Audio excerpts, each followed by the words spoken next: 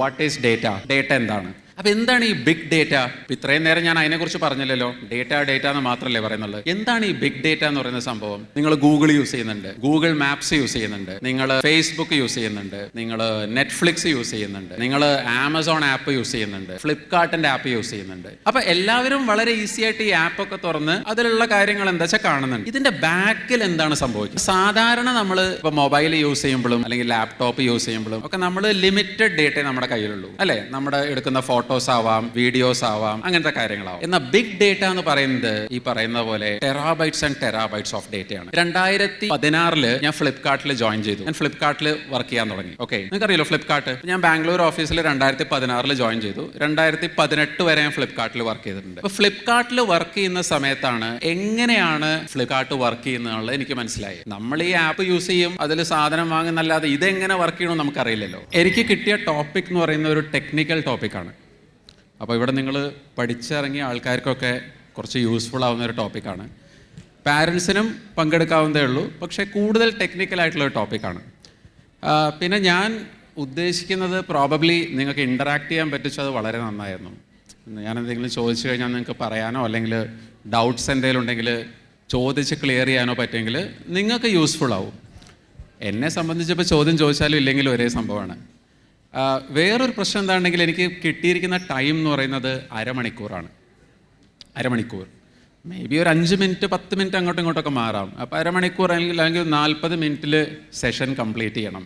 പക്ഷേ ഈ ടോപ്പിക് എന്ന് പറയുന്നത് ബിഗ് ഡേറ്റ എന്ന് പറയുന്നതാണ് നമ്മുടെ ടോപ്പിക്. ആ ടോപ്പിക് ശരിക്കും ഒരു അരമണിക്കൂറിലൊന്നും പറയാൻ പറ്റിയ ടോപ്പിക്കല്ല. ഈ ബാംഗ്ലൂരിൽ ഒരു PES എന്ന് പറയുന്ന ഒരു യൂണിവേഴ്സിറ്റി ഉണ്ട്. PES നിങ്ങൾ ചിലരൊക്കെ കേട്ട് കാണും, അറിയില്ല. അപ്പോൾ ആ യൂണിവേഴ്സിറ്റിയിൽ ഒരു MTech പ്രോഗ്രാം ഉണ്ട്. ആ MTech പ്രോഗ്രാമിൽ ഒരു സെമിസ്റ്റർ ഞാനാണ് പഠിപ്പിക്കുന്നത്. ആ ഒരു സെമിസ്റ്റർ മുഴുവൻ ബിഗ് ഡേറ്റയാണ്. അപ്പോൾ 6 മാസം കൊണ്ട് പഠിപ്പിക്കുന്ന ടോപ്പിക്കാണ് ഞാനിവിടെ അരമണിക്കൂറിൽ സംസാരിക്കാൻ പോകുന്നത്. അപ്പോൾ തീർച്ചയായിട്ടും നമുക്കെല്ലാം കവർ ചെയ്യാൻ പറ്റിക്കൊള്ളണമെന്നില്ല, എന്നാലും ബേസിക്സ് നമുക്ക് പോവാം. ഓക്കെ, സോ ആദ്യത്തെ സംഭവം എന്നെക്കുറിച്ചാണ്. ഓൾറെഡി ഇവിടെ ഇൻട്രൊഡ്യൂസ് ചെയ്തു എന്നെ കൂട്ടിയിട്ട്. എന്നാലും ഞാനൊന്ന് എന്നെപ്പറ്റി കുറച്ച് സംസാരിക്കാം. അപ്പോൾ കറൻ്റ്ലി ഞാൻ IT വേഴ്സിറ്റി എന്ന് പറയുന്ന കമ്പനിയുടെ ചീഫ് ഓപ്പറേറ്റിംഗ് ഓഫീസറായിട്ട് വർക്ക് ചെയ്യുകയാണ്. ഞാൻ പ്രധാനമായിട്ട് ചെയ്യുന്നത് ട്രെയിനിങ്സാണ്, ടെക്നിക്കൽ ട്രെയിനിങ്സാണ്. അപ്പോൾ അതിൽ ഇതേപോലെ ലൈവ് ട്രെയിനിങ്സ് ഉണ്ട്, അല്ലാതെ നമ്മൾ റെക്കോർഡ് ചെയ്ത് കണ്ടൻറ് ഇടുന്നുണ്ട്. നിങ്ങൾ എത്ര പേര് യൂഡമി കേട്ടിട്ടുണ്ട്? Udemy, raise your hands. Udemy എന്ന് കേട്ടിട്ടുണ്ടോ? കോഴ്സൊക്കെ വാങ്ങിക്കുന്ന ഒരു പ്ലാറ്റ്ഫോം, ഒരു വെബ്സൈറ്റ്. ഓക്കെ, അപ്പോൾ യൂഡമി എന്ന് പറയുന്നൊരു പ്ലാറ്റ്ഫോം ഉണ്ട്. അപ്പോൾ അവിടെയാണ് മെയിനായിട്ട് നമ്മുടെ കോഴ്സുകളൊക്കെ സെല്ല് ചെയ്യുന്നത്. അപ്പോൾ ഞാൻ പ്രധാനമായിട്ട് ചെയ്യുന്നത് കണ്ടൻറ്റ് ക്രിയേറ്റ് ചെയ്യുക, കോഴ്സുകൾ നടത്തുക, ട്രെയിനിങ്സ് നടത്തുക, ഇതൊക്കെയാണ് പ്രധാനമായിട്ട് ഞാൻ ചെയ്യുന്നത്. ഇതെൻ്റെ ലിങ്ക്ഡിൻ പ്രൊഫൈലാണ്. നിങ്ങൾക്ക് കാണാം ഇവിടെ trainer to 25,000 professionals worldwide. അപ്പോൾ ഞാൻ ഓൾമോസ്റ്റ് ഒരു 25,000+ ആൾക്കാരെ ട്രെയിൻ ചെയ്തിട്ടുണ്ട് വേൾഡ് വൈഡായിട്ട്. അപ്പോൾ അത് വളരെ സന്തോഷമുള്ളൊരു കാര്യമാണ്. എന്താണെന്നുണ്ടെങ്കിലും നമുക്ക് ടോപ്പിക്കിലേക്ക് വരാം അല്ലേ. നമ്മൾ ബിഗ് ഡേറ്റയെ കുറിച്ചിട്ടാണ് സംസാരിക്കാൻ പോകുന്നത്. അപ്പോൾ ഫസ്റ്റ് ക്വസ്റ്റ്യൻ നമുക്കൊരു ഇൻ്ററാക്റ്റീവ് സെഷൻ ആവാം, അതല്ലേ നല്ലത്. എന്താണ് ഈ ഡേറ്റ എന്ന് പറയുന്നത്? എന്താ നിങ്ങളുടെ idea? What is data? Data എന്ന് പറഞ്ഞാൽ എന്താ സംഭവം?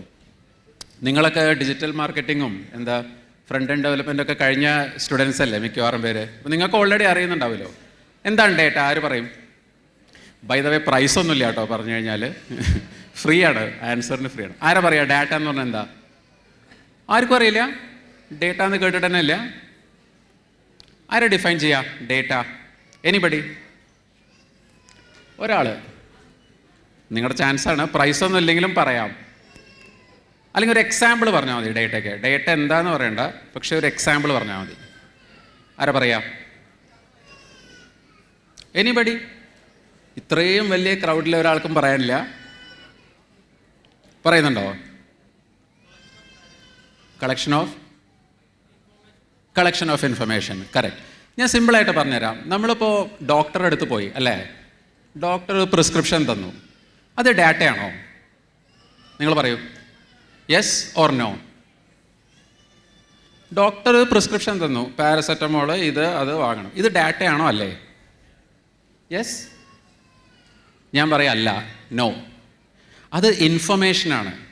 നമുക്കറിയാം ഇതിൽ ഇന്ന മരുന്നുകളുണ്ട്, ഇതുണ്ട്, അതുണ്ട്, അത് ഇൻഫർമേഷനാണ്. അത് വെച്ച് നമുക്കൊന്നും ചെയ്യാൻ പറ്റില്ല. പക്ഷേ നിങ്ങളിപ്പോൾ ഈ കോട്ടയ്ക്കൽ ഏരിയയിലുള്ള ലെറ്റ്സ് സേ ഒരു 500ഓളം ഡോക്ടർമാരുടെ അടുത്ത് പോയി എല്ലാ പ്രിസ്ക്രിപ്ഷനും കളക്ട് ചെയ്ത് അതൊരു എക്സൽ ഫയലിലിടുമ്പോഴാണ് അത് ഡേറ്റ ആവുന്നത്, അല്ലേ? ആ എക്സൽ ഫയലിലുണ്ടാവും ഇന്ന ഡോക്ടർ ഇന്ന പ്രിസ്ക്രിപ്ഷൻ എഴുതി, ഇന്ന അസുഖം, ഇന്ന മെഡിസിൻ, അങ്ങനെ സ്റ്റെപ്പ് ബൈ സ്റ്റെപ്പായിട്ട് എഴുതിയിട്ടുണ്ടാവും. അപ്പോൾ എപ്പോഴും ഡാറ്റ എന്ന് പറയുന്നത് നമുക്ക് അനലൈസ് ചെയ്യാൻ പറ്റണം. ഇപ്പോൾ ഒരു ഡോക്ടറുടെ പ്രിസ്ക്രിപ്ഷൻ കിട്ടിക്കഴിഞ്ഞാൽ നിങ്ങൾക്ക് എന്താ അനലൈസ് ചെയ്യാൻ പറ്റുക? ഒന്നും പറ്റില്ല. ആ മരുന്ന് എഴുതിയിട്ടുണ്ടാവും, അതന്നെ വായിക്കാൻ പറ്റും തോന്നില്ല, അല്ലേ? ഡോക്ടർ പ്രിസ്ക്രിപ്ഷൻ വായിക്കാൻ പറ്റുമോ? മിക്കവാറും പേർക്ക് പറ്റില്ല. ആ മരുന്ന് കടക്കാരന് മാത്രമേ പറ്റുള്ളൂ. അപ്പോൾ അത് ഇൻഫർമേഷനാണ്. ഡേറ്റ എന്ന് പറയുന്നത് നമ്മൾ ഈ പ്രിസ്ക്രിപ്ഷനിലുള്ള എല്ലാ വിവരങ്ങളും എടുത്തിട്ട് നമ്മൾ ലെറ്റ്സ് സേ ഒരു എക്സൽ ഷീറ്റിൽ ഇട്ട് കഴിഞ്ഞാൽ അതിനെയാണ് നമ്മൾ ഡേറ്റ എന്ന് ജനറലി പറയുന്നത്. ഇത് നിങ്ങൾക്കൊക്കെ അറിയുന്ന കാര്യമായിരിക്കും. നിങ്ങളൊക്കെ ഡിജിറ്റൽ മാർക്കറ്റിങ്ങും മറ്റേ കോഴ്സുകളൊക്കെ പഠിക്കുന്നതുകൊണ്ട് എന്താണ് എക്സൽ, എന്താണ് ഡേറ്റ എന്നുള്ള കാര്യങ്ങളൊക്കെ നിങ്ങൾക്ക് കോമൺ ആയിട്ട് അറിയുന്ന കാര്യമായിരിക്കും. നമ്മൾ ഈ ബിഗ് ഡേറ്റയിലേക്ക് പോകുന്നതിന് മുമ്പേ ഒരു കാര്യം നമുക്ക് മനസ്സിലാക്കണം. അപ്പോൾ നിങ്ങൾക്ക് കാണാൻ ഇവിടെ എഴുതിയിട്ടുണ്ട് വാട്ട് ഈസ് ഡേറ്റ. ഡേറ്റ എന്താണ്? അപ്പോൾ 3 തരം ഡേറ്റ ഉണ്ട്: സ്ട്രക്ചേർഡ്, അൺസ്ട്രക്ചേർഡ്, സെമി സ്ട്രക്ചേർഡ്. ഇത് കുറച്ച് ടെക്നിക്കലായിട്ട് തോന്നും, അത്ര ടെക്നിക്കലൊന്നല്ല സംഭവം. സ്ട്രക്ചേർഡ് ഡേറ്റ എന്ന് പറഞ്ഞാൽ നമ്മുടെ എക്സൽ ഫയല് അല്ലെങ്കിൽ CSV ഫയല്, ഇതിനൊക്കെയാണ് നമ്മൾ സ്ട്രക്ചേർഡ് ഡേറ്റ എന്ന് പറയുന്നത്. അതിൻ്റെ കാരണം എന്താ? ഞാനിപ്പോൾ നിങ്ങൾക്കൊരു എക്സൽ ഫയൽ തന്നു, അതിൽ കുറേ കോളങ്ങൾ ഉണ്ടാവും. നിങ്ങളൊക്കെ എക്സലിൽ വർക്ക് ചെയ്യുന്ന ആൾക്കാരല്ലേ? ആർക്കൊക്കെ എക്സൽ അറിയാം? എക്സൽ ആർക്കൊക്കെ അറിയാം? മൈക്രോസോഫ്റ്റ് എക്സൽ ആർക്കും അറിയില്ല? എക്സൽ ഫയൽ ഓപ്പൺ ചെയ്തിട്ടില്ല ഇതുവരെ? നിങ്ങളുടെ കോഴ്സിൻ്റെ ഭാഗമായിട്ട് എക്സൽ കണ്ടിട്ടേ ഇല്ല ഇതുവരെ? എന്നാൽ നിങ്ങളുടെ കാര്യം ഒന്ന് ആലോചിക്കണം കേട്ടോ. എക്സൽ ഓപ്പൺ ചെയ്തിട്ടില്ലേ? ഉണ്ട്. എക്സൽ അറിയില്ല എന്താണുള്ളത്?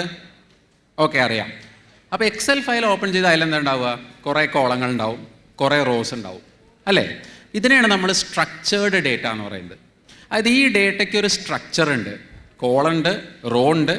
നമ്മളൊരു കോൾ എടുത്തു കഴിഞ്ഞാൽ, അപ്പോൾ ഉദാഹരണത്തിന് സെയിൽ എന്നുള്ള കോളാണെന്നുണ്ടെങ്കിൽ ആ കോളത്തിൽ നമുക്ക് മാക്സിമം സെയിൽ എത്രയാണ്, മിനിമം സെയിൽ എത്രയാണ്, ഇതൊക്കെ നമുക്ക് കാൽക്കുലേറ്റ് ചെയ്യാൻ പറ്റും.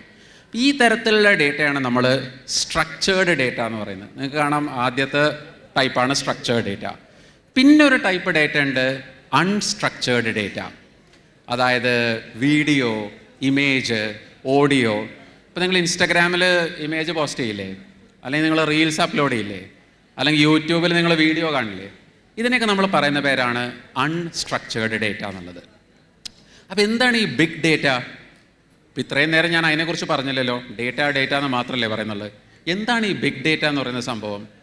ഇതെന്താ സംഭവം എന്ന് വെച്ച് കഴിഞ്ഞാൽ, നമ്മളിപ്പോൾ ഇന്ന് നോക്കിക്കഴിഞ്ഞാൽ നമ്മൾ ഒരുപാട് സംഭവങ്ങൾ യൂസ് ചെയ്യുന്നുണ്ട്, അല്ലേ? ഉദാഹരണത്തിന് നിങ്ങൾ ഗൂഗിൾ യൂസ് ചെയ്യുന്നുണ്ട്, ഗൂഗിൾ മാപ്സ് യൂസ് ചെയ്യുന്നുണ്ട്, നിങ്ങൾ ഫേസ്ബുക്ക് യൂസ് ചെയ്യുന്നുണ്ട്, നിങ്ങൾ നെറ്റ്ഫ്ലിക്സ് യൂസ് ചെയ്യുന്നുണ്ട്, അല്ലേ? നിങ്ങൾ ആമസോൺ ആപ്പ് യൂസ് ചെയ്യുന്നുണ്ട്, ഫ്ലിപ്കാർട്ടിൻ്റെ ആപ്പ് യൂസ് ചെയ്യുന്നുണ്ട്. അപ്പോൾ എല്ലാവരും വളരെ ഈസി ആയിട്ട് ഈ ആപ്പൊക്കെ തുറന്ന് അതിലുള്ള കാര്യങ്ങൾ എന്താ വെച്ചാൽ കാണുന്നുണ്ട്. ഇതിൻ്റെ ബാക്കിൽ എന്താണ് സംഭവിക്കുന്നത്? ഇപ്പം ഞാൻ ഫ്ലിപ്കാർട്ടിൻ്റെ ഒരു ആപ്പ് തുറന്നു, ഞാൻ അതിൽ ഒരു സംഭവം സെർച്ച് ചെയ്തു, ഐഫോൺ, എനിക്ക് ഐഫോൺ വാങ്ങണം, ഐഫോൺ സെർച്ച് ചെയ്തു, ആഡ് ചെയ്തു, വാങ്ങി. സിമ്പിൾ. ഞാൻ ആഡ് ചെയ്തു, പൈസ കൊടുത്തു, സാധനം വന്നു. പക്ഷെ ഇതിൻ്റെ ബാക്കിൽ എന്താ നടക്കുന്നത്? എങ്ങനെയാണ് ഈ സംഭവം വർക്ക് ചെയ്യുന്നത്? അതിനെക്കുറിച്ച് സംസാരിക്കുന്ന ഒരു ഫീൽഡാണ് ബിഗ് ഡേറ്റ അനലിറ്റിക്സ്. സോ ഈ പേര് പറയുന്ന പോലെ ബിഗ് ഡേറ്റ എന്ന് പറഞ്ഞു കഴിഞ്ഞാൽ ഹ്യൂജ് എമൗണ്ട് ഓഫ് ഡേറ്റയാണ്. നിങ്ങൾക്ക് ഡേറ്റയുടെ സൈസിനെ കുറിച്ച് എന്താ അറിയുക? നിങ്ങളുടെയൊക്കെ മൊബൈൽ ഫോണല്ലേ? ആ മൊബൈൽ ഫോണിൽ എത്ര ഡേറ്റ സ്റ്റോർ ചെയ്യാൻ പറ്റും? ഏകദേശം ഒരു ഐഡിയ. എത്ര നിങ്ങളുടെ സ്റ്റോറേജ് നിങ്ങളുടെ മൊബൈൽ ഫോണിൽ? ഒരു 256 GB ഉണ്ടാവുമോ? അതോ 512 ഉണ്ടാവുമോ? എത്ര ആളുടെ 1 TB സ്റ്റോർ ചെയ്യാൻ പറ്റും ഫോണിൽ, മൊബൈൽ ഫോണിൽ? ആരുടെയും കയ്യിൽ പറ്റുമോ? എന്താ നിങ്ങളുടെ സ്റ്റോറേജ് കപ്പാസിറ്റി അറിയുമോ? 128 പറ്റുമോ? 128 GB പറ്റുന്നവരുണ്ടോ? ഉണ്ട്. ചിലവരൊക്കെ പറയുന്നുണ്ട് 128, 256 GB വരെയൊക്കെ നമുക്ക് പറ്റും. അപ്പോൾ സാധാരണ നമ്മൾ ഇപ്പോൾ മൊബൈൽ യൂസ് ചെയ്യുമ്പോഴും അല്ലെങ്കിൽ ലാപ്ടോപ്പ് യൂസ് ചെയ്യുമ്പോഴും ഒക്കെ നമ്മൾ ലിമിറ്റഡ് ഡേറ്റേ നമ്മുടെ കയ്യിലുള്ളൂ, അല്ലേ? നമ്മുടെ എടുക്കുന്ന ഫോട്ടോസ് ആവാം, വീഡിയോസ് ആവാം, അങ്ങനത്തെ കാര്യങ്ങളാവാം. എന്നാൽ ബിഗ് ഡേറ്റ എന്ന് പറയുന്നത് ഈ പറയുന്ന പോലെ ടെറാബൈറ്റ്സ് ആൻഡ് ടെറാബൈറ്റ്സ് ഓഫ് ഡേറ്റയാണ്. അപ്പോൾ പ്രധാനമായിട്ട് ബിഗ് ഡേറ്റ എന്ന് പറയുന്നത് ഹ്യൂജ് എമൗണ്ട് ഓഫ് ഡേറ്റയാണ്. അതായത് നമുക്ക് സങ്കല്പിക്കാൻ പോലും പറ്റാത്ത അത്ര ഡേറ്റ. അപ്പം നിങ്ങൾ വിചാരിക്കുന്നുണ്ടാവും എവിടുന്നാണ് ഈ സങ്കല്പിക്കാൻ പോലും പറ്റാത്ത അത്ര ഡേറ്റ വരുന്നത്. ഓക്കെ, നിങ്ങൾ പറഞ്ഞു ബിഗ് ഡേറ്റ എന്ന് പറയുന്നത് വലിയ ഡാറ്റയാണ്, ഹ്യൂജ് എമൗണ്ട് ഓഫ് ഡേറ്റയാണ്. പക്ഷേ അതിനെന്താ ഒരു എക്സാമ്പിൾ ഉള്ളത്? നിങ്ങൾ ഈ സ്ലൈഡ് ഒന്ന് നോക്കൂ. ഇതെനിക്ക് ഭയങ്കര ഇഷ്ടപ്പെട്ടൊരു സ്ലൈഡാണ്. ഈ സ്ലൈഡിൽ എന്താ പറയുന്നത് അറിയോ? Every minute of the day. എല്ലാവർക്കും വായിക്കാൻ പറ്റുന്നുണ്ടോ എന്താ എഴുതിയെന്നുള്ളത്? പറ്റും. അതിൻ്റെ നടുവിലെ സർക്കിൾ എഴുതിയിരിക്കുന്നത് every minute of the day എന്നാണ്. അതായത് ഓരോ മിനിറ്റിലും നമ്മുടെ ലോകത്ത് എത്ര ഡേറ്റയാണ് ഇൻ്റർനെറ്റിൽ പോകുന്നതെന്നുള്ളതാണ്. ചില എക്സാമ്പിൾ നിങ്ങൾക്ക് നോക്കി അവിടെ കാണാം. അതായത് എല്ലാ മിനിറ്റിലും ഈ പറയുന്ന പോലെ ഇവിടെ നിങ്ങൾക്ക് കാണാം 625 മില്യൺ വീഡിയോസ് ടിക്ടോക്കിൽ ആൾക്കാർ കാണുന്നുണ്ട്. ടിക്ടോക്കില്ലേ, നമ്മുടെ ടിക്ടോക്ക് 625 മില്യൺ. 1 മില്യൺ എന്ന് പറഞ്ഞാൽ എത്ര? 1 ലക്ഷം, 10 ലക്ഷം, 1 കോടി, 10 ലക്ഷം. അപ്പോൾ 625 × 10 എത്രയായി? 6250 ലക്ഷം. എനിക്കത് എഴുതാനൊന്നും അറിയില്ല കേട്ടോ ആ നമ്പർ. അത്ര ആൾക്കാരാണ് ഒരു മിനിറ്റിൽ ടിക്ടോക്ക് വീഡിയോ കാണുന്നത്. അപ്പോൾ എന്തായിരിക്കും എൻ്റെ സൈസ് ആലോചിച്ച് നോക്കി. അതുപോലെ ഇവിടെ നിങ്ങൾ നോക്കിയാൽ കാണാം, ചോട്ടിൽ നോക്കിക്കഴിഞ്ഞാൽ കാണാം, ഇവിടെ 66,000 photo and video shared on Instagram. ഇൻസ്റ്റഗ്രാമിൽ ഒരു മിനിറ്റിൽ 66,000 ഫോട്ടോസും വീഡിയോസും അപ്ലോഡ് ആവുന്നുണ്ട്. അപ്പോൾ നിങ്ങളൊന്ന് ആലോചിച്ച് നോക്കും, നിങ്ങളിപ്പോൾ ഇൻസ്റ്റഗ്രാമിൽ വർക്ക് ചെയ്യാണ്, നിങ്ങളുടെ ജോലി എവിടെയാണ്? ഇൻസ്റ്റഗ്രാമിലാണ്. എല്ലാ മിനിറ്റിലും 66,000 എന്താ പറയുക പിക്ചർ വരുന്നുണ്ട്. നിങ്ങളെവിടെ സ്റ്റോർ ചെയ്യും? നിങ്ങൾക്ക് നിങ്ങളുടെ ലാപ്ടോപ്പിലോ മൊബൈലിലോ ഒന്നും സ്റ്റോർ ചെയ്യാൻ പറ്റില്ല, ശരിയല്ലേ? അപ്പം ഇതാണ് നമ്മൾ പറയുന്ന ബിഗ് ഡേറ്റ പ്രോബ്ലം. നിങ്ങൾ ഏത് യൂസ് കേസ് എടുത്താലും, ഇതിപ്പോൾ ഇൻസ്റ്റഗ്രാം ഉണ്ട്, സ്നാപ്ചാറ്റ് ഉണ്ട്, ട്വിറ്റർ ഉണ്ട്, ഫേസ്ബുക്ക് ഉണ്ട്, ഇപ്പോൾ യൂട്യൂബിൽ 44 മില്യൺ ആൾക്കാരാണ് ഓരോ മിനിറ്റിലും വീഡിയോ കാണുന്നത്. അപ്പോൾ ഇത്രയും ഹ്യൂജ് ആയിട്ടുള്ള ഡേറ്റ എങ്ങനെ ഹാൻഡിൽ ചെയ്യുക എന്നുള്ളതാണ് big data problem. So basically ഞാൻ വർക്ക് ചെയ്യുന്ന ഒരു ഏരിയയാണ് ബിഗ് ഡേറ്റ. ഞാൻ കഴിഞ്ഞ 10 വർഷമായിട്ട് ഈ ഏരിയയിലാണ് വർക്ക് ചെയ്യുന്നത്. അപ്പോൾ അത് ഹാൻഡിൽ ചെയ്യാൻ കുറേ സൊല്യൂഷൻസ് ഉണ്ട്. പക്ഷേ ആ സൊല്യൂഷൻസിനെ കുറിച്ച് പറയാൻ ഇപ്പോൾ ഇന്നത്തെ സെഷൻ മതിയാവില്ല, കാരണം നമുക്കാകെ അരമണിക്കൂർ സമയം ഇവിടെ ഉള്ളൂ. അപ്പം അപ്പോൾ എന്നോട് ഈ ടോക്കിനെ കുറിച്ച് പറഞ്ഞ സമയത്ത് ഞാൻ പറഞ്ഞു, അയ്യോ അരമണിക്കൂറിലൊന്നും ഇത് പറയാൻ പറ്റില്ല, എനിക്കൊരു 2 മണിക്കൂർ വേണം.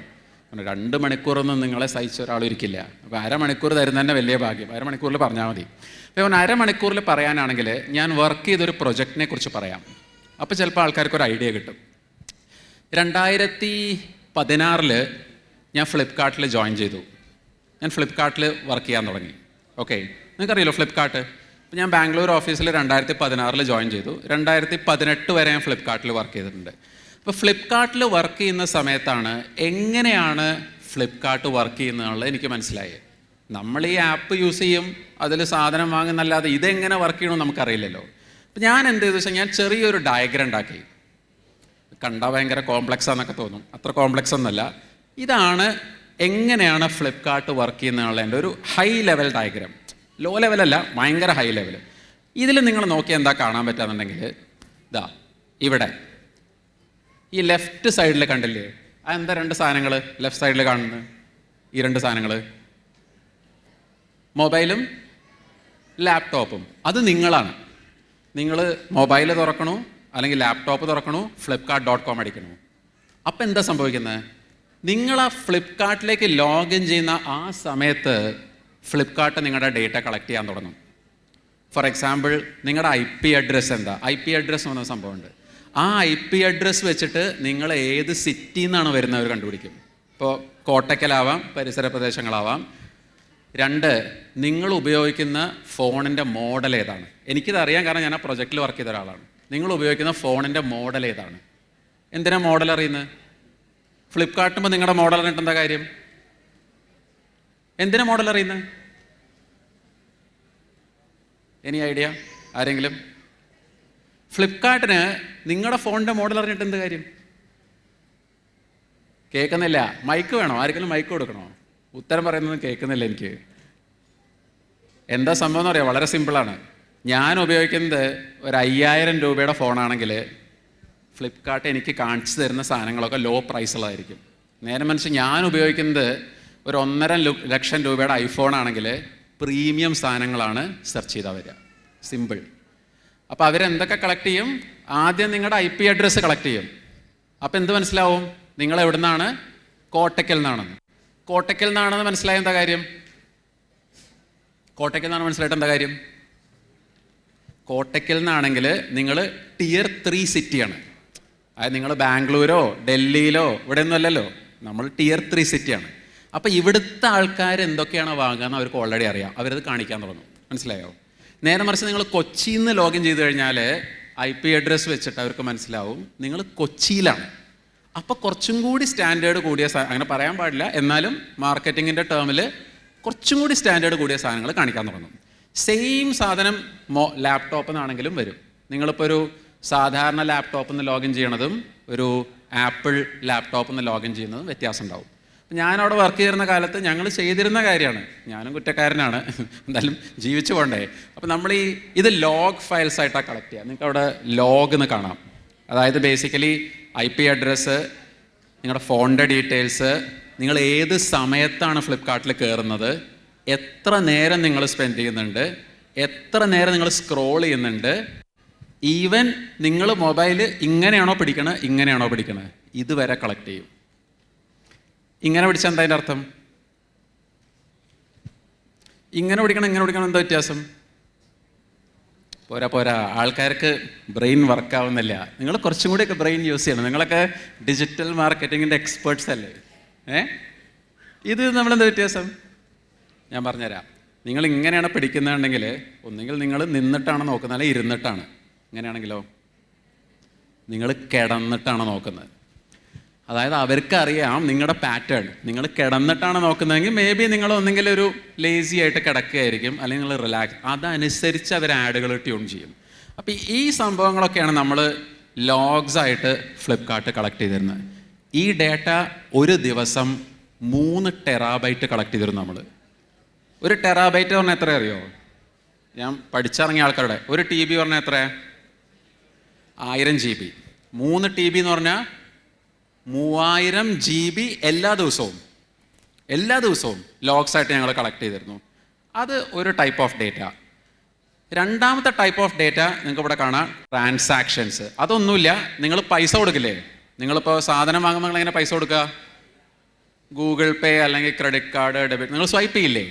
ഈ ഇൻഫർമേഷൻ അതവർ കളക്ട് ചെയ്യും. കാരണം അവർക്ക് അറിയണം എത്ര എമൗണ്ട് ട്രാൻസാക്ഷൻ വന്നു, ഏത് വഴിക്ക് വന്നു. അതെല്ലാം ഡേറ്റാബേസ് വഴിയാണ് കളക്ട് ചെയ്യുന്നത്. അതാണ് second type of data that Flipkart collects. Third type of data social media data. എന്തിനാ സോഷ്യൽ മീഡിയ ഡേറ്റ കളക്ട് ചെയ്യുന്നത്? നിങ്ങൾ തീരെ ഇൻട്രാക്ട് ചെയ്യുന്നില്ല കേട്ടോ. കമോൺ, മൈക്ക് വേണോ? ആർക്കെങ്കിലും മൈക്ക് വേണോ? വേണ്ട, ഭയങ്കര പേടി മൈക്കൊക്കെ പിടിച്ച് സംസാരിക്കാൻ വേണ്ടിയിട്ട്. എന്തിനാ സോഷ്യൽ മീഡിയ ഡേറ്റ കളക്ട് ചെയ്യുന്നത്? ട്രെൻഡ് അറിയാൻ. ഇപ്പോൾ ഫേസ്ബുക്കിലെ ഇൻസ്റ്റഗ്രാമിലൊക്കെ ഡേറ്റ റെഗുലർ ബേസിസിൽ ഫ്ലിപ്കാർട്ട് ഡൗൺലോഡ് ചെയ്യും. അപ്പോൾ അതനുസരിച്ച് അവർക്ക് മനസ്സിലാവും എന്തൊക്കെയാണ് ട്രെൻഡിങ്. അതനുസരിച്ച് അവർക്ക് ആഡ്സ് ഡിസൈൻ ചെയ്തിട്ട് നിങ്ങൾക്ക് സെല്ല് ചെയ്യാൻ പറ്റും. ഒരു സിമ്പിൾ എക്സാമ്പിൾ പറഞ്ഞാൽ, അതിപ്പോൾ വാലിഡ് ആണോ എന്ന് എനിക്കറിയില്ല. ഞങ്ങൾ വർക്ക് ചെയ്യുന്ന കാലത്ത് അന്ന് IPL മാച്ച് നടന്നിരുന്നു. ഇപ്പോഴും IPL ഉണ്ട്. അപ്പോൾ IPL മാച്ച് നടന്ന സമയത്ത് എനിക്ക് കറക്റ്റായിട്ട് ഓർമ്മയില്ല, അന്ന് Virat Kohli out of form ആയിരുന്നു ആ സമയത്ത് കുറച്ച് കാലം. എന്നിട്ട് പെട്ടെന്നൊരു മാച്ചിൽ വന്നിട്ട് വിരാട് കോഹ്ലി സെഞ്ചുറി അടിച്ചു. ഈ സെഞ്ചുറി അടിച്ചപ്പോൾ എന്താ പറ്റിയത്? പെട്ടെന്ന് എല്ലാവരും ഫേസ്ബുക്കിലും ഇൻസ്റ്റാഗ്രാമിലും ട്വിറ്ററിലും ഒക്കെ ഷെയർ ചെയ്യാൻ തുടങ്ങി. Virat is back, king is back, അത് ഇതെന്നൊക്കെ പറഞ്ഞ ആൾക്കാർ. സോറി, ധോണിയാണ് ഞാൻ പറയുന്നത്, വിരാട് കോഹ്ലി അല്ല, എൻ്റെ ധോണി. എന്താ പറയുക, തല ഈസ് ബാക്ക് എന്നൊക്കെ പറഞ്ഞിട്ട് എഴുതാൻ തുടങ്ങിയ ആൾക്കാർ. അപ്പോൾ ഈ സംഭവം പെട്ടെന്ന് ട്രെൻഡിങ് ആയി. അപ്പോൾ ഈ ഫ്ലിപ്കാർട്ട് പോലത്തെ കമ്പനികൾ എന്താ ചെയ്യാന്നുണ്ടെങ്കിൽ അവർ ഈ കോൺസ്റ്റൻ്റ്ലി സോഷ്യൽ മീഡിയ വാച്ച് ചെയ്തുകൊണ്ടിരിക്കുക. അവർ ഈ സാധനം ഡൗൺലോഡ് ചെയ്യും. അപ്പോൾ അവർക്ക് മനസ്സിലാവും എന്ത്, എല്ലാവരും MS ധോണി ട്രെൻഡിങ് ആണെന്നുള്ളത് ഷെയർ ചെയ്യാണ്. ഇവർ ഉടനെ തന്നെ ഒരു ആഡ് ക്രിയേറ്റ് ചെയ്യും. ഇവർ പറയും, ഓക്കെ, നിങ്ങളിപ്പോൾ ഇന്ന മൊബൈൽ പർച്ചേസ് ചെയ്യാണ്, അല്ലെങ്കിൽ നിങ്ങൾ എന്തെങ്കിലും സെർച്ച് ചെയ്ത് വെച്ച സാധനം പർച്ചേസ് ചെയ്യുകയാണെങ്കിൽ we will give you 20% discount. Use the code MS Dhoni. അപ്പം എന്ന് വെച്ചാൽ നിങ്ങളൊരു ക്രിക്കറ്റ് ഭ്രാന്തനാണെങ്കിൽ, എൻ്റെ പോലെ മലപ്പുറത്ത് ഫുട്ബോൾ ഭ്രാന്തന്മാരുണ്ട്, ക്രിക്കറ്റ് ഭ്രാന്തന്മാരുണ്ട് അല്ലേ. അപ്പം നിങ്ങളൊരു ക്രിക്കറ്റ് ഭ്രാന്തനാണെങ്കിൽ ഞാൻ ധോണിയുടെ ഭയങ്കര ആരാധകനാണ്. ഇപ്പോൾ ധോണി സെഞ്ചുറി ഒക്കെ അടിച്ച് ഭയങ്കര ഇതിൽ നിൽക്കുമ്പോൾ ഞാൻ ഭയങ്കര എക്സൈറ്റഡ് ആവില്ലേ? ആ സമയത്ത് ചിലപ്പോൾ ഫ്ലിപ്കാർട്ടിൻ്റെ ഒരു പോപ്പപ്പ് വരും, ഒരു ഹെഡ്ഫോൺ ഉണ്ട്, 600 റുപ്യയുള്ളൂ, ധോണിയുടെ വിജയം സെലിബ്രേറ്റ് ചെയ്യാൻ 10% ഓഫ്. ആക്ച്വലി അവനത് 50% കൂട്ടിയിട്ടാണ് 10% കുറച്ച് വിൽക്കുന്നത്, അത് വേറെ കാര്യം. പക്ഷെ ഞാൻ എന്താ ചെയ്യുക, നമ്മൾ പെട്ടെന്ന് 500 റുപ്യല്ലേ, ഹെഡ്ഫോൺ അല്ലേ, നമ്മുടെ ധോണിക്ക് വേണ്ടിയിട്ടല്ലേ, തലയ്ക്ക് വേണ്ടിയിട്ടല്ലേ നമ്മളത് വാങ്ങും. അപ്പോൾ ഈ ടെക്നിക്കാണ് നമ്മൾ ഇവിടെ യൂസ് ചെയ്യുന്നത്. ഇതൊക്കെ ഞാൻ വളരെ ചുരുക്കി മയപ്പെടുത്തിയിട്ടാട്ടോ പറയുന്നത്. ഇത് ഇങ്ങനെയൊന്നും അല്ല, ഇത് ഭയങ്കര ഭീകരമാണ്. അപ്പം നമുക്ക് സമയമില്ലാത്ത കാരണവും പിന്നെ ഈ പറയുന്ന പോലെ എല്ലാ കാര്യങ്ങളും നമുക്ക് റിവീൽ ചെയ്യാൻ പറ്റില്ല. നമ്മൾ ഫ്ലിപ്കാർട്ടിലൊക്കെ വർക്ക് ചെയ്യുമ്പോൾ ചില കാര്യങ്ങൾ നമുക്ക് പുറത്ത് പറയാൻ പറ്റില്ല. അതുകൊണ്ട് ഞാൻ കുറച്ചൊരു മയപ്പെടുത്തി ഏകദേശം. അപ്പോൾ ഈ സോഷ്യൽ മീഡിയ ഡേറ്റ നിങ്ങൾ അത്ഭുതപ്പെടും, 40 ടെറാബൈറ്റാണ് എല്ലാ ദിവസവും നമ്മൾ കളക്ട് ചെയ്ത് തരുന്നത്. 40 ടെറാബൈറ്റ്. 40 ടെറാബൈറ്റ് എന്ന് പറഞ്ഞു കഴിഞ്ഞാൽ 40,000 GB ആയി ടോട്ടൽ അല്ലേ? ഇനിയൊരു സാധനമുണ്ട് മുകളിൽ, അതെന്താ? ആ മുകളിലുള്ള സാധനം എന്തായിരിക്കും അത് ഫ്ലിപ്കാർട്ടിനെ സംബന്ധിച്ച്? കേട്ടില്ല? പ്രൊഡക്റ്റോ? ഡെലിവറി. ഡെലിവറിയുടെ ഐക്കണാണ് അല്ലേ, ഡെലിവറി ഡേറ്റ. അത് ഭയങ്കര ഇമ്പോർട്ടൻ്റ് ആണ്. കാരണം നിങ്ങളൊരു ഓർഡർ പ്ലേസ് ചെയ്ത് കഴിഞ്ഞാൽ ആ പ്ലേസ് ചെയ്യുന്നത് മുതൽ ആദ്യം വെയർ ഹൗസിലേക്കൊരു ഇൻസ്ട്രക്ഷൻ പോവും, അവിടുന്ന് അത് പാക്ക് ചെയ്യും, പിന്നെ ഷിപ്പ് ചെയ്യും, പിന്നെ ട്രാക്ക് ചെയ്യും അല്ലേ, പിന്നെ ചിലപ്പോൾ നിങ്ങളത് റിട്ടേൺ അടിക്കും. അപ്പോൾ ഈ സംഭവങ്ങളെല്ലാം ഒരു XML എന്ന് പറയുന്ന ഒരു ഫോർമാറ്റിലാണ് നമ്മൾ കളക്ട് ചെയ്ത് യൂസ് ചെയ്തിരുന്നത്. ഇതും ഡേറ്റയാണ്. അപ്പം ഞാൻ പറയുന്നത് എന്താണെങ്കിൽ, ഫ്ലിപ്കാർട്ട് പോലത്തെ ഒരു കമ്പനിക്ക് ഒരു ദിവസം ഒരു 50 അല്ലെങ്കിൽ 100 ടെറാബൈറ്റ് ഡേറ്റയാണ് കിട്ടുന്നത് പല തരത്തിൽ. അപ്പോൾ ഈ ഡേറ്റ ഇങ്ങനെ കയ്യിൽ വെച്ചുകൊണ്ട് നിന്നിട്ട് കാര്യമില്ലല്ലോ, ഇത് അനലൈസ് ചെയ്യണ്ടേ. ഇത് അനലൈസ് ചെയ്യുന്നത് എങ്ങനെയെന്നുള്ളതാണ് ബിഗ് ഡേറ്റ പ്രോബ്ലം. നമ്മളതിനെ ബിഗ് ഡേറ്റ പ്രോബ്ലം എന്നാണ് പറയുക സാധാരണ. അപ്പോൾ ഇത് അനലൈസ് ചെയ്യാൻ കുറേ ടെക്നിക്സ് ഉണ്ട്. അതിനെക്കുറിച്ച് ഈ പറയുന്ന പോലെ ഈ ടോക്കിൽ കംപ്ലീറ്റ് ചെയ്യാൻ പറ്റില്ല, കാരണം നമുക്ക് ആകെ 1 മണിക്കൂർ സമയമുള്ളൂ അനലൈസ് ചെയ്യാൻ. ഞാൻ ഒരു കാര്യം കൂടി പറയാം, 7 മിനിറ്റ് ബാക്കിയുണ്ട്. 5 മിനിറ്റ് അധികം എടുത്താലും ആൾക്കാരൊന്നും ചെയ്യില്ലായിരിക്കും അല്ലേ? ഓക്കെ, ഞാൻ ഒരു കാര്യം കൂടി പറയാം. ഞങ്ങൾ അവിടെ വർക്ക് ചെയ്യുമ്പോൾ ഭയങ്കര ഇൻട്രസ്റ്റിംഗ് ആയിട്ടുള്ളൊരു പ്രോബ്ലം ഉണ്ടായി. എന്താ സംഭവം എന്നുണ്ടെങ്കിൽ, ഇത് ഈ ബിഗ് ഡേറ്റ റിലേറ്റഡ് ആണ്. നിങ്ങളിപ്പോൾ ഒരു സാധനം ഓർഡർ ചെയ്തു വിചാരിക്കുക ഫ്ലിപ്കാർട്ടിൽ നിന്ന്. ഓക്കെ, എന്താ നിങ്ങൾ ഓർഡർ ചെയ്യുക? ആരെങ്കിലും ഒരാളൊരു സജഷൻ തരൂ, എന്താ ഓർഡർ ചെയ്യേണ്ടത്? ഇപ്പം നമുക്ക് ഓർഡർ ചെയ്യാം. ഈ സൈഡിൽ നിന്നാവട്ടെ, എന്താ ഓർഡർ ചെയ്യേണ്ടത്? ഒരു സജഷൻ തരും ഫ്ലിപ്കാർട്ടിൽ നിന്ന് ഓർഡർ ചെയ്യുന്ന ഒരു സാധനം, എന്തെങ്കിലും. ഷൂ. Okay, nice. നമ്മൾ ഷൂ ഓർഡർ ചെയ്തു. ഷൂ ഓർഡർ ചെയ്തിട്ട് ഞാൻ എന്ത് സെലക്ട് ചെയ്തു? ക്യാഷ് ഓൺ ഡെലിവറി അല്ലേ? ക്യാഷ് ഓൺ ഡെലിവറി അറിയില്ലേ നിങ്ങൾക്ക്? വീട്ടിൽ വന്നാൽ കായ് കൊടുക്കും, അതാണ് ക്യാഷ് ഓൺ ഡെലിവറി. അപ്പോൾ ഞാൻ ഷൂ സെലക്ട് ചെയ്തു, ക്യാഷ് ഓൺ ഡെലിവറി സെലക്ട് ചെയ്തു.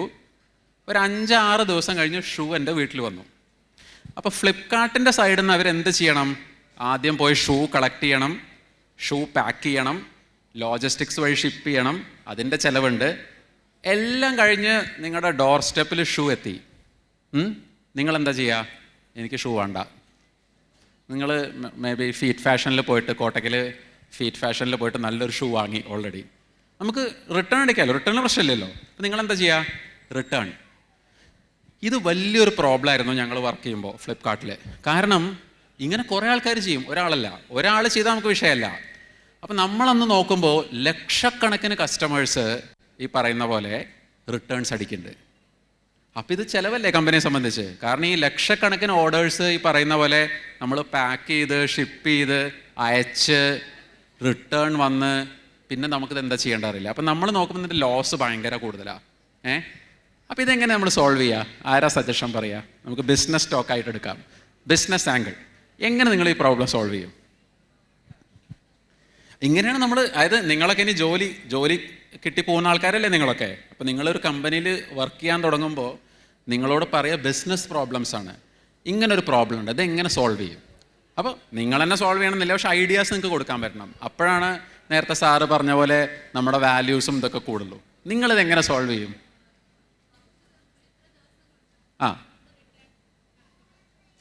കുറച്ച് ദിവസം, അതായത് ഇപ്പോൾ 5 ദിവസം എടുക്കും ഷിപ്പ് ചെയ്യാൻ. 5 ദിവസം കഴിഞ്ഞ ആൾ റിട്ടേൺ ചെയ്ത് എന്ത് ചെയ്യും? അറിയില്ല. ഗുഡ് ഇൻറ്ററാക്ട് ചെയ്യണ്ട. അറ്റ്ലീസ്റ്റ് നിങ്ങൾ എന്ത് ചെയ്യും? വേറെ ക്യാഷ് ഓൺ ഡെലിവറിക്ക് ചാർജ് ചെയ്താൽ പിന്നെ വേണം ക്യാഷ് ഓൺ ഡെലിവറി എന്ന് പറയാം. ക്യാഷ് ഓൺ ഡെലിവറി ഫ്രീ ആണല്ലോ ഐഡിയലി. പൈസ വേണമെന്ന് പറയും അല്ലേ? അവിടെ പ്രശ്നമുണ്ട്.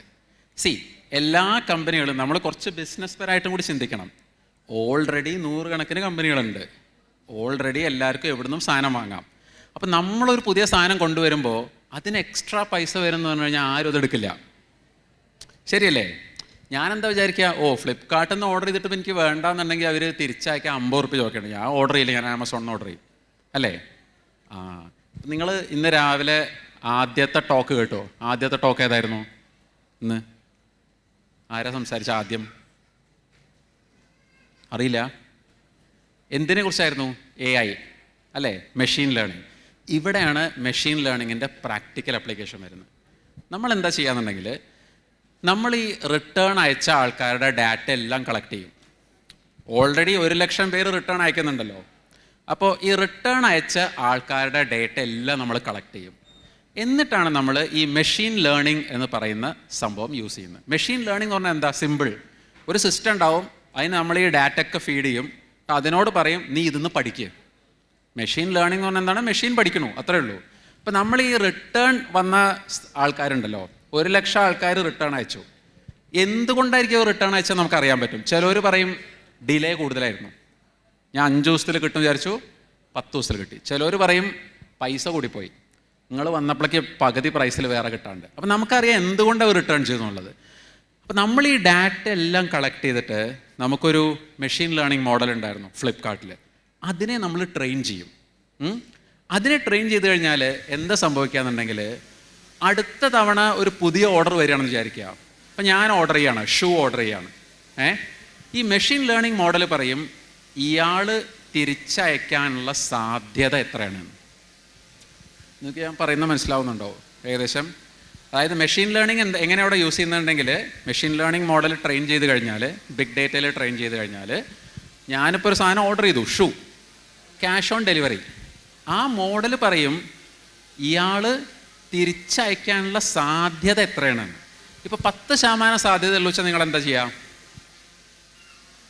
തിരിച്ചയക്കാനുള്ള സാധ്യത 10% ഉള്ളൂ. എന്താ ചെയ്യുക? നിങ്ങൾ ഷിപ്പ് ചെയ്യും. കാരണം ചാൻസ് വരില്ലാണ്. 80% സാധ്യത ഉണ്ടെങ്കിലോ? ഇവിടെ പിന്നെ ബിസിനസ് പഠിപ്പിക്കണം. അതായത് നിങ്ങളോട് മെഷീൻ ലേണിംഗ് അൽഗോരിതം പറയാണ് ഇയാൾ ഓർഡർ ചെയ്യുന്നുണ്ട സാധനം 80% ഇയാൾ തിരിച്ചയക്കും. നിങ്ങൾ എന്താ ചെയ്യുക? കേട്ടില്ല. കൊടുക്കില്ല, ഓർഡർ കൊടുക്കില്ല. കൊടുക്കും, പക്ഷെ അത് നഷ്ടമല്ലേ? കേൾക്കാല്ല. റിട്ടേൺ പക്ഷെ അപ്പം അയാൾക്ക് അത് ഇഷ്ടപ്പെടില്ല. കാരണം അയാൾക്ക് ആക്ച്വലി റിട്ടേൺ എന്നുള്ള ഓപ്ഷൻ നമ്മൾ കൊടുക്കണം. അവിടെ നമ്മൾ ഓർഡർ ക്യാൻസൽ ചെയ്യാൻ പാടില്ല. ഓർഡർ ക്യാൻസൽ ചെയ്താൽ കസ്റ്റമറിനെ നഷ്ടപ്പെടും. അവിടെ നമ്മൾ എന്താ ചെയ്തിട്ടുണ്ടെങ്കിൽ, ഇപ്പം ഞാനാണ് ഓർഡർ ചെയ്യുന്ന ആളെന്ന് വിചാരിക്കുക. അപ്പം ഞാൻ ഓർഡർ ചെയ്തു ഷൂ. അപ്പോൾ മെഷീൻ ലേണിംഗ് മോഡൽ വന്നു. അതിനറിയാം ഞാൻ കോട്ടക്കലാണ് ജീവിക്കുന്നത്, എനിക്ക് ഷിപ്പ് ചെയ്യാൻ 10 ദിവസമാവും, 5 ദിവസത്തിന് പകരം ഇയാൾ എന്തായാലും തിരിച്ചയക്കും എന്നറിയാം. അപ്പം അത് പ്രെഡിക്റ്റ് ചെയ്യും. ഓക്കെ, എൻ്റെ പേര് രഘുരാമന് കൊടുക്കരുത്, 80% അയാൾ തിരിച്ചയക്കും. പക്ഷെ എനിക്ക് ക്യാൻസൽ ചെയ്യാൻ പറ്റില്ല. അപ്പം ഞാൻ എന്താ ചെയ്യാന്നുണ്ടെങ്കിൽ, നമ്മളന്ന് ഫ്ലിപ്കാർട്ടിലൊരു IVR സിസ്റ്റം ഉണ്ടായിരുന്നു. ഈ തന്നെ ഫോൺ വരില്ലേ, മറ്റേ +1 +2 ആ സാധനം, അത് ഇയാളെ വിളിക്കും, അതെന്നെ വിളിക്കും. എന്നിട്ട് പറയും നിങ്ങൾ സാധനം ഓർഡർ ചെയ്തിട്ടുണ്ടോ? നിങ്ങൾ ശരിക്കും സാധനം വേണമെന്നുണ്ടെങ്കിൽ 2 ഞെക്കുക, അല്ലെങ്കിൽ ഞാൻ ക്യാൻസൽ ചെയ്യും. അപ്പോൾ നമ്മൾ കസ്റ്റമറെ വാലിഡേറ്റ് ചെയ്യും. മനസ്സിലായില്ലേ? അപ്പോൾ എനിക്ക് ശരിക്കും സാധനം വേണം, 100% വേണമെന്നുണ്ടെങ്കിൽ ഞാൻ 2 ഞെക്കും, അല്ലേ? ഞാൻ ഞെക്കിയില്ലെങ്കിൽ അതിൻ്റെ അർത്ഥം എന്താ? അത്ര ഇൻട്രസ്റ്റഡ് ഒന്നുമല്ല, ഞാൻ ചിലപ്പോൾ തിരിച്ചയക്കുന്നുണ്ടാവും മേ ബി സാധനം. അപ്പോൾ ഇങ്ങനത്തെ ടെക്നിക്സൊക്കെ യൂസ് ചെയ്തിട്ടാണ് നമ്മൾ സെയിൽസിനെ ടാക്കിൾ ചെയ്യുന്നത്. അപ്പം ഞാൻ പറഞ്ഞു വന്നത് ഇത്രയേ ഉള്ളൂ. ഈ ബിഗ് ഡേറ്റ എന്ന് പറയുന്നത് ഒരു വലിയ ഫീൽഡാണ്. അതിപ്പോൾ ഈ അരമണിക്കൂറിൽ ഞാൻ ഈ പറഞ്ഞുകൊണ്ടൊന്നും ആയില്ല. പക്ഷെ ഇങ്ങനെ ഇതിപ്പോൾ ഞാൻ ഫ്ലിപ്കാർട്ടിനകത്തെ കഥകൾ മാത്രമാണ് പറഞ്ഞത്. ഇതേപോലെയാണ് നിങ്ങൾ ഊബറിനകത്ത് പോയാൽ റൈഡ് ട്രാക്ക് ചെയ്യുന്നത്, ക്യാൻസലേഷൻ റൈഡ് ട്രാക്ക് ചെയ്യുന്നത്. എന്തിനു പറയണു? എലക്ഷൻ എടുത്താൽ പോലും ബിഗ് ഡേറ്റയ്ക്ക് അവിടെ റോളുണ്ട്. ഇപ്പോൾ ലാസ്റ്റ് എലക്ഷൻ ഉണ്ടായില്ലേ നമ്മുടെ ഇവിടെ? ലാസ്റ്റ് എലക്ഷൻ അല്ല, 2012 നരേന്ദ്രമോദി സർക്കാർ വന്നല്ലോ. ആ ഇലക്ഷനിലാണ് ആദ്യമായിട്ട് ഇന്ത്യയിൽ ബിഗ് ഡേറ്റ അനലിറ്റിക്സ് യൂസ് ചെയ്തത്. ഞാൻ പൊളിറ്റിക്കലി പറയുന്നതല്ല, ടെക്നിക്കലി പറയുന്നതാണ്. അതായത് BJP സർക്കാർ ബേസിക്കലി എല്ലാവരുടെയും ഡേറ്റ കളക്ട് ചെയ്ത് അനലൈസ് ചെയ്ത് പ്രൊഫൈൽ ചെയ്തിട്ടാണ് ഇലക്ഷൻ അപ്രോച്ച് ചെയ്തത്. അത് നല്ലൊരു കാര്യമാണ് ശരിക്കും, എല്ലാവരും ചെയ്യേണ്ട ഒരു കാര്യമാണ്. ഈവൻ പുറത്തൊക്കെ US നിങ്ങൾ പോയി കഴിഞ്ഞാൽ ഇപ്പോൾ ആരാ US പ്രസിഡൻറ്റ്? ആരാ US പ്രസിഡൻറ്റ്? ട്രംപാണ്. ഉറപ്പാണോ? ട്രംപ് തന്നെയാണോ? ഉറപ്പാണോ? 100%? ഓക്കെ. അപ്പോൾ ട്രംപിൻ്റെ ഇപ്പോൾ ലാസ്റ്റ് പ്രസിഡൻ്റ് ആയ സമയത്ത് അയാളൊക്കെ ഈ ബിഗ് ഡേറ്റ അനലിറ്റിക്സ് യൂസ് ചെയ്തിട്ടാണ് അയാൾ ചെയ്യുന്നത്. അതായത് അവരെന്താ US എന്താ ചെയ്യാന്നുണ്ടെങ്കിൽ നമ്മുടെ ഇവിടുത്തെ പോലെ അല്ല ഇലക്ഷൻ. അവിടെ എന്താ വെച്ചാൽ നമ്മളൊരു സ്ഥലത്ത് പോയിട്ട് പ്രസംഗിക്കും, നമ്മുടെ പ്രസംഗം ഇഷ്ടപ്പെട്ട ആൾക്കാർ വോട്ട് ചെയ്യും. അങ്ങനെ അവിടുത്തെ ഒരു സിസ്റ്റം, നമ്മുടെ പോലത്തെ ഒരു കമ്മ്യൂണിറ്റി അല്ല. അപ്പോൾ ട്രംപൊക്കെ എന്താ ചെയ്യാന്നുണ്ടെങ്കിൽ ഈ ജനങ്ങൾ സോഷ്യൽ മീഡിയയിൽ എന്താണ് പോസ്റ്റ് ചെയ്യണത് അല്ലെങ്കിൽ വെബ്സൈറ്റിൽ എന്താണ് പോസ്റ്റ് ചെയ്യണത് അതൊക്കെ അനലൈസ് ചെയ്തിട്ടാണ് ഇയാളുടെ പ്രസംഗം എഴുതി ഉണ്ടാക്കുക. ഉദാഹരണത്തിന് കാലിഫോർണിയ എന്നുള്ള സ്റ്റേറ്റിൽ ചിലപ്പോൾ ജോലിയായിരിക്കും പ്രശ്നം, പ്രധാന പ്രശ്നം ജോലിയായിരിക്കും. വേറൊരു സ്റ്റേറ്റിൽ ഹെൽത്ത് ആയിരിക്കും പ്രശ്നം. അപ്പോൾ അതൊക്കെ അനലൈസ് ചെയ്തിട്ടാണ് ഇയാളുടെ സ്പീച്ച് ഉണ്ടാക്കുക. അപ്പോൾ ഇയാൾ പറയുമ്പോൾ എല്ലാവർക്കും തോന്നും നാളെ ഇയാൾ ജോലി കൊണ്ടുവരില്ല എന്നുള്ള അയാളുടെ ചോയ്സാണ്. പക്ഷേ ഈ ബിഗ് ഡേറ്റ അനലിറ്റിക്സ് വെച്ചിട്ടാണ് ഈ കാര്യങ്ങളെല്ലാം റൺ ചെയ്യുന്നത്. അപ്പോൾ ഞാൻ വേറൊരു കാര്യം കൂടി പറഞ്ഞിട്ട് നിർത്താം. അതായത് എൻ്റെ സമയമായി, 1/2 മണിക്കൂർ ഈസ് ഓവർ. അപ്പോൾ എനിക്കിനി സംസാരിക്കാനുള്ള സ്കോപ്പില്ല. ഇതുമായിട്ട് ബന്ധമില്ലാത്ത വേറൊരു കാര്യം കൂടി പറഞ്ഞിട്ട് ഞാൻ നിർത്താം. സന്തോഷ് ജോർജ് കുളങ്ങര അറിയോ എല്ലാവരും? SGK.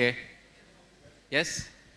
സന്തോഷ് ജോർജ് കുളങ്ങരോട് ഒരു ഇൻട്രസ്റ്റിംഗ് ചോദ്യം ഒരാൾ ചോദിച്ചു. എനിക്ക് ഭയങ്കര ഇഷ്ടപ്പെട്ടു ആ ചോദ്യം. ഇങ്ങനത്തെ ഒരു സദസ്സിൽ അയാളോട് ഒരാൾ ചോദിച്ചു, സാർ ഞാൻ കേരളത്തിലാണുള്ളത്, ഞാൻ ഇന്ന കോഴ്സ് പഠിച്ചു നിങ്ങളുടെ പോലെ, അപ്പോൾ എനിക്കിപ്പോൾ ജോലി കിട്ടിയാൽ കേരളത്തിൽ ഒരു 15,000 ഉറുപ്പിയുടെ ജോലിയാണ് എനിക്ക് കിട്ടുക, ഞാൻ എന്തിനിവിടെ നിൽക്കണം? ശരിയല്ലേ? എനിക്ക് ജോലി കിട്ടിയാൽ തന്നെ ഒരു 10,000 രൂപയോ അല്ലെങ്കിൽ 15,000 രൂപയുടെയൊക്കെ ജോലിയാണ് കേരളത്തിൽ കിട്ടുക, ശരിയല്ലേ? ഞാൻ എന്തിനിവിടെ നിൽക്കണം? അപ്പോൾ ഞാൻ ആ ചോദ്യം കേട്ടപ്പോൾ വിചാരിച്ചു, ദൈവമേ എന്നോടൊക്കെ ചോദിച്ചാൽ എന്തും മറുപടിയെ പറയാം. അപ്പോൾ സന്തോഷ് ജോർജ് കുളങ്ങര പറഞ്ഞ മറുപടി എന്താണെന്നുണ്ടെങ്കിൽ, നിങ്ങൾ എന്തിനാണ് ജോലി അന്വേഷിക്കണത്? നിങ്ങൾ ജോലി കൊടുക്കണം. അതായത് ഒരു ജോലിക്ക് കയറുന്നതിന് പകരം നിങ്ങളൊരു സംരംഭം തുടങ്ങി നിങ്ങൾ ജോലി കൊടുക്കാൻ തുടങ്ങണം. അപ്പോൾ നിങ്ങളുടെ പ്രശ്നം തീരുന്നത്. എനിക്ക് നിങ്ങളോടും അതൊന്ന് പറയാനുണ്ട്. അതായത് ഇതൊക്കെ കഴിഞ്ഞ മിക്കവാറും പേര് ജോബിന് അപ്ലൈ ചെയ്യുന്നവരായിരിക്കും, എനിക്കറിയാം. എന്നാലും ജോലിയോടൊപ്പം തന്നെ നമുക്ക് സ്വന്തമായിട്ട്, ഇപ്പോൾ സ്കിൽസൊക്കെ അങ്ങനെ വന്നതാണ്, നമുക്ക് സ്വന്തമായിട്ടൊരു സംരംഭം തുടങ്ങി 4 ആൾക്ക് ജോലി കൊടുക്കാൻ പറ്റുക, അത് വലിയൊരു കാര്യമാണ്. അപ്പോൾ ഞങ്ങളൊക്കെ ചെയ്യുന്നത് അത് തന്നെയാണ്, എൻ്റെ കമ്പനിയിലും അത് തന്നെയാണ് സംഭവിക്കുന്നത്. അപ്പോൾ ജോലി മാത്രം എയിം ചെയ്യാണ്ട് പുതിയ ടെക്നോളജീസൊക്കെ പഠിക്കുക, നമുക്ക് തൊഴിൽ കൊടുക്കാൻ പറ്റുമോ എന്നുള്ളത് ഒന്ന് നോക്കും കൂടി ചെയ്യാം. എനിക്ക് തോന്നുന്നു ഞാൻ സമയം കൂടുതൽ എടുത്തു എന്നുള്ളത്. അപ്പോൾ അധികം ദീർഘിപ്പിക്കുന്നില്ല. അപ്പോൾ സ്കിൽസിലെ പുതിയ ബാച്ചിൻ്റെ കോൺവൊക്കേഷന് എല്ലാവർക്കും ആശംസകൾ. നിങ്ങൾക്ക് എന്തെങ്കിലും ഡൗട്ട് ഉണ്ടെങ്കിൽ ചോദിക്കാം. സോറി, ഞാനത് മറന്നു. സാധാരണ ആരും ചെയ്യാത്തൊരു കാര്യമാണ് ഡൗട്ട് ചോദിക്കല്. എന്നാലും നിങ്ങൾക്ക് എന്തെങ്കിലും ചോദ്യങ്ങൾ ചോദിക്കാനുണ്ടെങ്കിൽ ഞാനൊരു 5 മിനിറ്റ് സമയം തരാം, ഞാൻ സംസാരിക്കാം. അല്ലാന്നുണ്ടെങ്കിൽ നമുക്ക് ഈ സെഷൻ റാപ്പപ്പ് ചെയ്യാം. ആർക്കെങ്കിലും ചോദ്യങ്ങളുണ്ടോ? ചോദ്യങ്ങൾ വന്നാൽ ഭയങ്കര അത്ഭുതമായിരിക്കും, കാരണം സാധാരണ ഒരാളും ചോദിക്കാറില്ല. എന്നാലും ഇല്ലല്ലോ. അപ്പം അങ്ങനെയാണെങ്കിൽ ഈ കോൺവൊക്കേഷൻ സെറമണിയുടെ ഭാഗമാവാൻ എന്നെ ക്ഷണിച്ചതിൽ വളരെ വളരെ നന്ദി. ചെറിയ സെഷനായിരുന്നെങ്കിലും നിങ്ങൾക്ക് എന്തെങ്കിലും ഒരു ഉപകാരം അതുകൊണ്ടുണ്ടായി എന്നുള്ളത് ഞാൻ വിശ്വസിക്കുന്നു ടെക്നിക്കലി. ഇപ്പോൾ ഈ ഫീൽഡിനെ കുറിച്ച് കൂടുതൽ പഠിക്കുക, കൂടുതൽ അറിയുക. ബാക്കി ടെക്നോളജികൾ പോലെ തന്നെ ബിഗ് ഡേറ്റ ഇമ്പോർട്ടൻ്റ് ആണ്. പക്ഷേ അധികം ആൾക്കാരൊന്നും അതിനെക്കുറിച്ച് സംസാരിക്കാറില്ല. അപ്പോൾ നിങ്ങൾ നിങ്ങളുടേതായ രീതിയിൽ അതിനെ പഠിച്ചു കഴിഞ്ഞാൽ നിങ്ങളുടെ ഡിജിറ്റൽ മാർക്കറ്റിങ്ങിനാണെങ്കിലും ഒക്കെ വളരെ യൂസ്ഫുള്ളാണ്. അപ്പോൾ ഇത്രയും പറഞ്ഞുകൊണ്ട് ഞാൻ നിർത്തുന്നു. നന്ദി. Thank you.